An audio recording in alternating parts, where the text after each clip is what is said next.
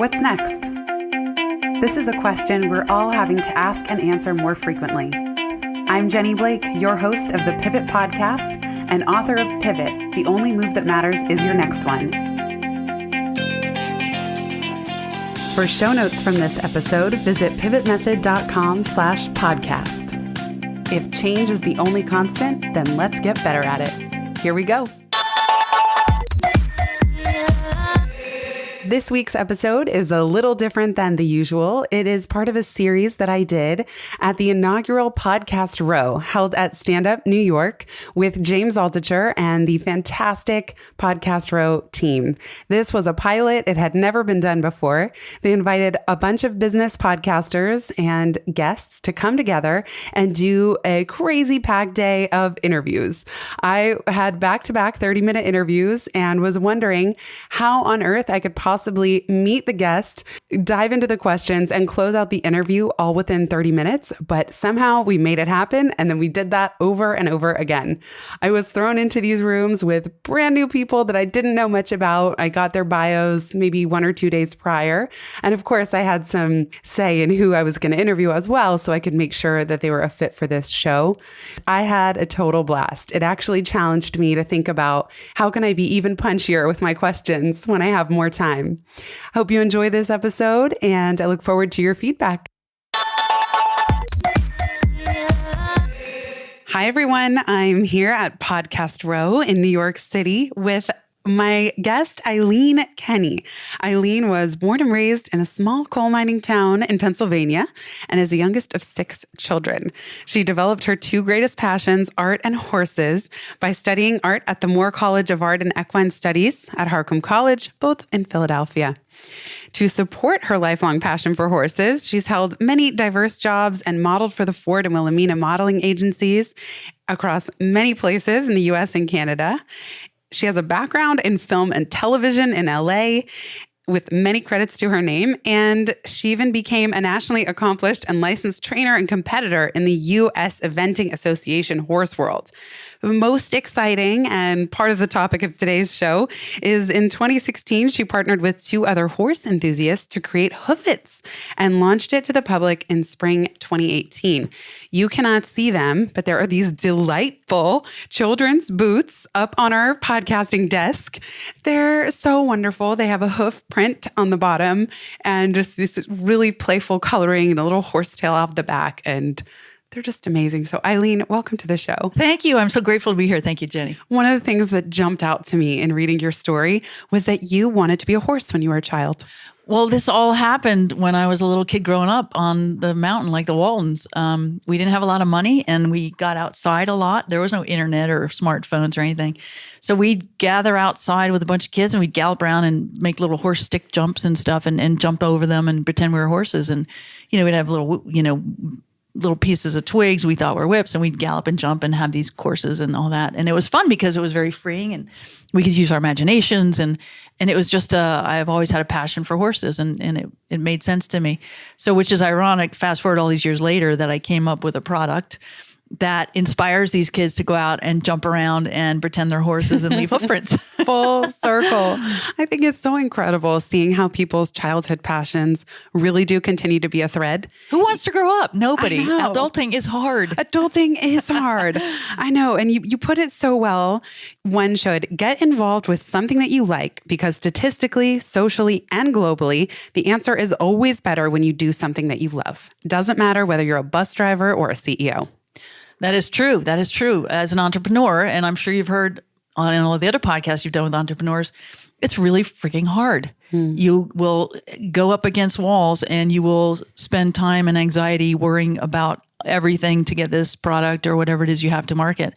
And so if you don't start with something that you like or are passionate about, to quote unquote passion, it's kind of cliche, but you really do have to like what you do and have that sort of knowledge and education. And, I did horses for most of my adult life. So I knew everything about horses. And so it was easy for me to create this product because I would transfer everything I knew about horses and put it into a design and a fun caricature boot for kids and what I like about kids, what would kids like, and what does a horse look like on a boot? How do you make that? And then how does the print work on the bottom? And so they're interactive and fun. And when these kids see these boots and they put them on and run around and make little prints, I'm telling you, they light up like fireflies. And it brings so much joy because, oh my gosh, it reminds me of when I was little. And it was just so much fun. And it's not hurting anybody, and they're having fun, and they're moving around. And, with obesity in kids today and all that stuff, it's a good thing to get them jumping around and having fun. There's a certain childlike delight and wonder that it seems you're cultivating with this business, and that also somehow relates to working with animals. There's like a pure essence that the two have in common. It's just very interesting. You mentioned persevering as an entrepreneur, and I know that you were a single mom, like building this isn't your first rodeo. Oh my gosh. Business building. And you mentioned even the movie and the character, real life character, Joy, the movie where Jennifer Lawrence played this badass entrepreneur woman. Yes. What did allow you to persevere in those lowest moments when you're building your business and being a single mom? I guess the one direct answer would be faith. Like, I knew this was a good product. I knew it. I just knew it. No one's ever done it, which I couldn't figure that out. Why? And why me? How come no one's ever done this? Because it's such a great idea and proof of concept. Everyone we talked to, and they just loved it. So I just knew that it was going to work. I knew it. And then I came up across all these problems, like how do you figure out how to do a PVC injection mold, and how do you figure out how to get the money for that? And I had to go to China, and we got robbed like 3 times, and there's no rules in China. What do you mean you got robbed? Well, oh God. How much time do we have on this podcast? There's no rules there. They will take your money and disappear. So, and yeah, that happens. And so that's a whole nother podcast in itself. But, and like getting kidnapped out in the rice paddy fields and things, but we'll talk about that another time. Goodness. Oh yeah. So anyway, it's been quite the adventure, but as far as like with the movie Joy, you just do it. And I look back and I go, what the hell was I thinking? But you don't get a vote. And I just persevered. And every time I got a roadblock, I made a left or a right in a U-turn and just figured it out. Because you have to be a good problem solver. You have to, because how else are you going to get the end result? And it's not going to be easy. So you just got to either quit or keep going. That's it. It's pretty simple. You mentioned in their faith and what sounds to me like a real gut knowing. Are they one and the same for you, or how do you cultivate or practice faith as it relates to your entire life? Doesn't have to just be business. And then on the flip side, how do you know when you have a capital T truth resting in your gut versus things that you are more uncertain about? Well, I'm Irish, so I get pissed off when things don't work out, and I think they should. So that's a great motivator. Being pissed off is a great motivator. But as far as the answer to that question, this process, as any other good entrepreneur will tell you, will teach you how to get rid of your ego and be authentic. It will teach you a lot about who you are, what you're made of, and what you can possibly accomplish when you yourself don't believe it. How does that happen? Because some entrepreneurs do not get rid of their ego, and much to my chagrin, because I'm certainly not attracted to those that are just riding their ego all the way to the bank. Karma, baby. Yeah. Karma. Just Totally. wait. Give them what do they say? Give them a rope long enough and they'll hang themselves. But I just really think that if you're doing the right thing for the right reasons and you're bringing joy and not hurting anybody, that's in itself success. Money comes, money goes. It will always come and go. More is great, but in the end, you can't take it with you. And in the end, what relationships did you develop? Were they good or were they not? And when they say people remember you from how you made them feel, right? So that's kind of important. And you don't learn that until you've been through hell and back. They say religion is for people who are afraid to go to hell. They say spirituality is for people who have been there. Wow. So I'm kind of spiritual. Wow. Yeah. Well, me too. That's a big undercurrent of the podcast. Good. What was the moment that strengthened your spiritual resolve in recent years? In the end, when you want to please everybody and make this work and you bang your head against the door a million times and it's not working out, you have to let go. You got to let go and be like, you know what? Maybe it failed. Maybe I did everything I could to get it where it's going to go. But it didn't. Yeah. And it's hard to let go. It really is. Especially when you're bossy, like type A like me. And I want to be a good example for people. I want to be a good example for my daughter. And, she's been through this whole process with me, and it sucks when people say at the beginning, if you knew what you know now and how hard it would have been, would you have done it? I look at them and I say, hail to the no. Absolutely not. But, then I look back and it afforded me to come out of my box and my wheelhouse. Like, I've traveled to China now 4 times. Now I'm like a pro at it. I've, learned about manufacturing overseas, importing, legal entities, insurance, copywriting, patenting, trademarking, designing, CAD models, molding, technology, stuff that I never would have done. I rode horses. That's what I did, And that's such a beautiful example for your daughter of that you can set out and learn anything and put your mind to anything. And honestly, I think it's better than going to college.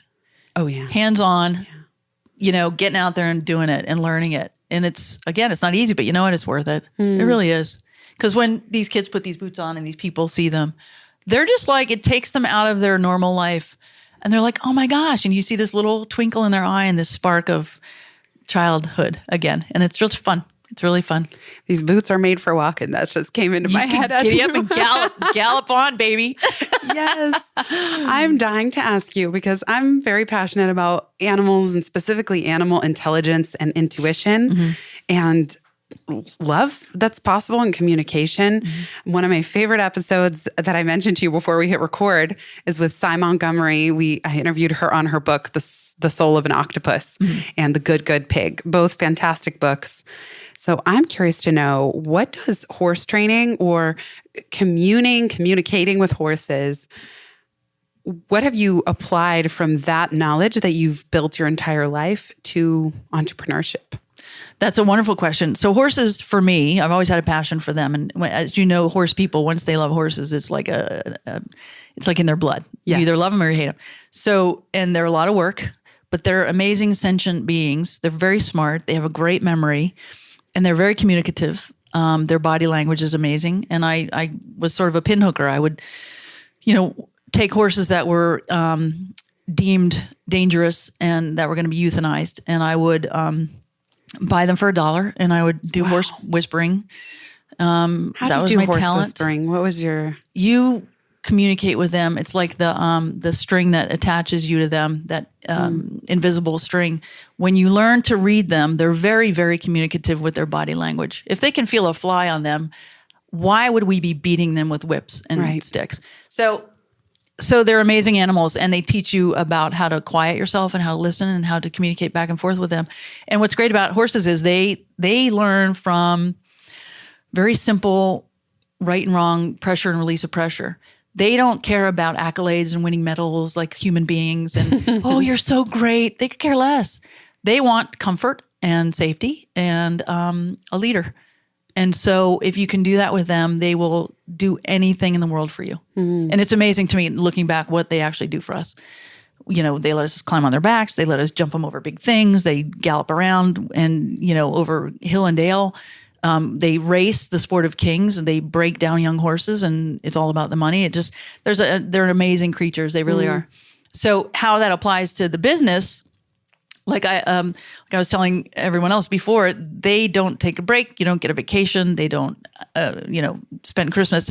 They're 24/7, 365. They have to be fed and taken care of. And if it's sleeting and storming out, you're out there with them, taking care of them. So it teaches you a lot of responsibility. It teaches you how to be hardy. It teaches you grit and, no matter what happens, don't panic, take care of it, solve the problem, So, and they're a big responsibility. It's like they're your family, part of your family. So, it's a hell of a lot of work and a hell of a lot of money. They're very expensive. Kind of like a business. Right. So true. So, yeah. I've been really geeking out on dog training. and specifically books that are about bond-based training and not using punishment, and even that rewards can be a form of control. Do as I say and I'll reward you, rather than the animal or the dog or the horse. Maybe, I don't know if it applies to horses, but their innate choice, their innate problem solving, that these animals are highly intelligent. And rather than just constantly telling them what to do and having them please us, that actually we can get them to think critically or problem solve. Oh, they're very smart. Yeah, horses are very smart. You mentioned that horse whispering is a talent of yours, like an innate gift. Yeah. How did you find that out? And what allowed you? I mean, you said that you can read a lot from a horse's body language. What turned the light on for you, I guess, of just realizing that this was one of your gifts? So, I've always been a little not normal. Tell me more. I love it. Music to my ears. Yeah. So when I got into horses, the normal is, you get on your ride, you go into the hunter world or the jumper world or dressage or eventing or whatever. And I always knew there was a different, I didn't think they were happy. We made them do stuff. We made them do stuff and they did it for us. You can see it in their eyes, right? When they're not happy. They're not robots and they're not cars. So why are we treating them that way? So I stumbled upon natural horsemanship and I studied with some of the great trainers, and it opened up my eyes and my whole world. And there was two things in my life that did that. That's one. And I'm going to tell the other one before we're done. And so I learned how to talk to them and how they could trust me, and they would do anything. Wow. And it's a beautiful thing because it's like they look at you and they go, oh my God, she knows what I'm saying. She understands me. Oh my God, I love her, and then they'll just be your best friend forever. And not only did I help them, but a lot of the horses that I would find that were going to be euthanized or deemed dangerous, it wasn't their fault. It was the humans that did that to always. them. So I would not only fix them, but I would fix the human about how to now deal with this. So I felt like it was very rewarding for me to find them and help them have a future where they weren't going to be put down or abused, and help the people through whatever therapeutic stuff this was for them. So it was a win-win. What did you do in your first moments of working with a horse to build trust? That's a good question. So when I first get a horse, you always want to be safe, first of all. And it depends, I've been attacked before and stuff. So you have to know and really be quick to read. And you have to have some skills immediately that are almost secondary muscle memory. And that just comes from practice and, 100,000, 10,000 hours till you're an expert. And so, I meet them and I let them come to me and meet me on their terms. And then I respect them and they respect me, and it's mutual. And there's a whole system I go through, and sometimes it's quick, sometimes it's not so quick. But all in all, I've never had any failures with a horse. I have yet to meet a horse that I cannot turn around and give it a happy life and make it good for its human. And I take a long time to match up the horse with the right human. So that is so incredible. Yeah. And still to this day, my goal, when hopefully if I have this business and it goes well globally, which is why I'm here, I'm looking for an investment partner to get these horses and the other animals in the pipeline of these boots that we're bringing down the road. We're going to do a lion and the Chinese zodiac, dogs and pigs and pandas. And we have a dragon boot, and these are all copyrighted and patented and trademarked. So I'm looking for a partner to make this a global distribution of this fun product. So anyone out there that's listening, get in touch with me. Yes. But the thing is, my goal would be then someday to have a little farm and find all my horses and bring them back to me, because I do keep in touch with the owners. Wow. And they're like my kids, and I feel responsible for that. So when they've done their thing and they're ready to retire, and I don't want them to end up in some backyard or on a slaughterhouse truck somewhere, I want to bring them all back to this farm and give them the life that they deserve at the end. That is a beautiful vision. And I couldn't help but think when you said you've never worked with a horse that you couldn't turn around, that this is your business. Well, there's no way you got this. Well, I hope so. I There's try. Not going to be, your business is a horse. It is. Well, it's always been close to me, and yes. I've always been fascinated with them. They are very fascinating. And all animals, really, they are. I have to ask you one more question before we wrap up, and maybe you're going to add something, throw it in the mix. But this jumped out, the irony of entrepreneurialism, which is when you struggle and come up with the best ideas, inventions, and cures when you're most down sometimes. And that's just how it goes. Yes, Say absolutely. a little bit about that. And then anything else you were going to. So all the roadblocks, like any entrepreneur knows, and for everybody listening out there right now, number one, be sure you do something that you like or are interested in, because you're going to have years and many failures and tons of money in debt, and you're going to try to figure it out. And so you have to like what you're doing so you can get out of bed every day and keep continuing until it's figured out. And then sometimes when I was at my worst lows and things were not working out at all, instead, I'm very much a problem solver. Like, get it done, fix it. Oh my God, how do I fix it? Sometimes I just had to stop. Like, just stop. Reassess. Worst case scenario, we lose everything. All right, am I in jail? Am I alive? Okay, I'm good. Okay, that's the worst case scenario. Sometimes you have to step back for a minute, and the answer isn't there right away. So just take a break and go eat a sandwich or go to the beach or something, and just give yourself a few nights where you can sleep a little bit, and then something else will come. A window will open up, and another idea like, oh my God, I never thought about that. Oh my gosh, what if we did this? Or what if we changed this part? Or what if I called up so-and-so and this guy that they met 10 years ago? There's always an answer. Just wait for it. Don't stop, but don't make yourself crazy. And then you'll get on this new bandwagon, and it'll go that far, moving the ball down the field. And so these are incrementally is what is going to happen to you. So, and that's just the reality. So for any listeners that have an open loop in their brain, like I do, you said two things. There were two stories. I think it was a question about what horse training has to do with entrepreneurship. Right. So the pivotal points in my life. So, Yes. so one, natural horsemanship. And the other one was, as I'm going through all this stuff, and I've had some other inventions before this one, and they were really fun and successful. As in my adult life, part of why I am sitting here right now is because I was, of course, not normal, and I was never a good 9-to-5er, and hated working for people, as many entrepreneurs are. But I loved creating things, and I loved to come up with great ideas and make things into reality and tangible products and useful things that are positive. So I found this book in, late 80s, I guess, or early 90s. And it was called Choose Yourself, and it was by James Altucher. Oh, well, and I read that book, and I was amazed at how it resonated with me and how on point he was about choosing yourself and doing something with your own life, and you are worth it, and how to do that and be healthy and keep going, and how the trend of the world is that, it used to be big corporations and you'd be in a cubicle and that was your career. And now how technology is taking over and those cubicles are going away. So you better pull yourself up by your bootstraps and go and do what it is you dream of.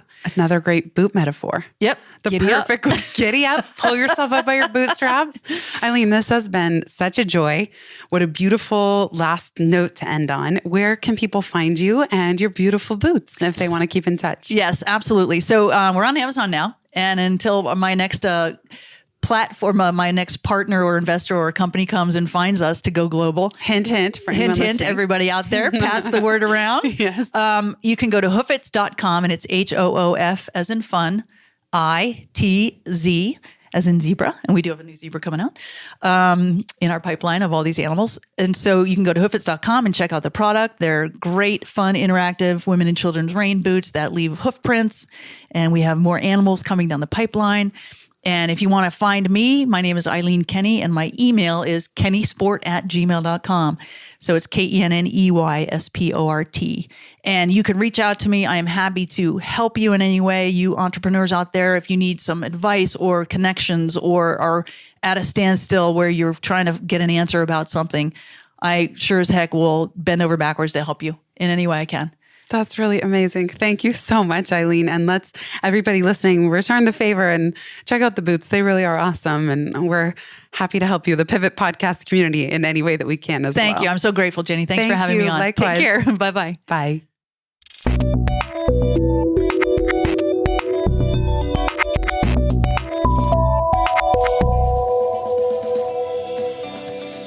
Thanks so much for listening to this episode of the Pivot Podcast. Make sure you don't miss an episode or my insider tips and templates by signing up for Pivot List, a curated twice monthly newsletter where I share the inside scoop on what I'm reading, watching, listening to, and the latest tools I'm geeking out on. Sign up at pivotmethod.com/pivotlist. Get show notes from this episode at pivotmethod.com/podcast and connect with me on Twitter at Jenny_Blake. Remember, build first, then your courage will follow. Hasn't it always?